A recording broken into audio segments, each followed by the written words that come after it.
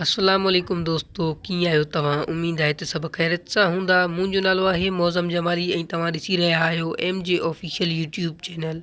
दोस्तों, हिन वीडियो में असां तव्हांखे सिंधी ड्रामा ज़हर ज़िंदगीअ जे एपिसोड नंबर 7 जे बारे में ॿुधाइण वारा आहियूं।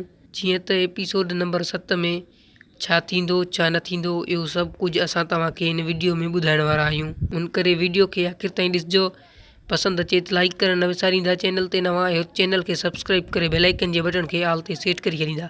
दोस्तों, सब्सक्राइब करण सां तव्हांजो को बैलेंस न वेंदो, पर असांजी काफ़ी हौसला अफ़ज़ाई थींदी।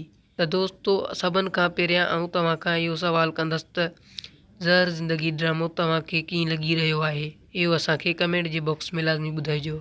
दोस्तों, तव्हां ज़हर ज़िंदगी ड्रामो जेकॾहिं ॾिठो हूंदो त तव्हांखे ख़बर हूंदो त पहिरें ई क़िस्त में रईस कमाल ख़ान ऐं हालार जो दुश्मनी शुरू थी चुको हो। दोस्तों, रईस कमाल ख़ान हालार खां 10 क़िस्तनि अंदरि बदिलो वठंदो।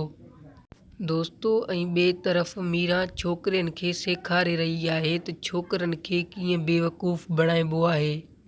ऐं दोस्तों, ज़हर ज़िंदगी ड्रामे जे अपडेट वीडियोज़ ॾिसण लाइ असांजे चैनल MJ ऑफिशियल खे सब्सक्राइब करे बेल आइकन जे बटन खे ऑल ते सेट करे छॾींदा। उम्मीद त तव्हांखे असांजो नंढिड़ो वीडियो पसंदि आयो हूंदो। जेकॾहिं पसंदि आयो हुजे त महिरबानी करे वीडियो खे लाइक ऐं शेयर करणु न विसारींदा।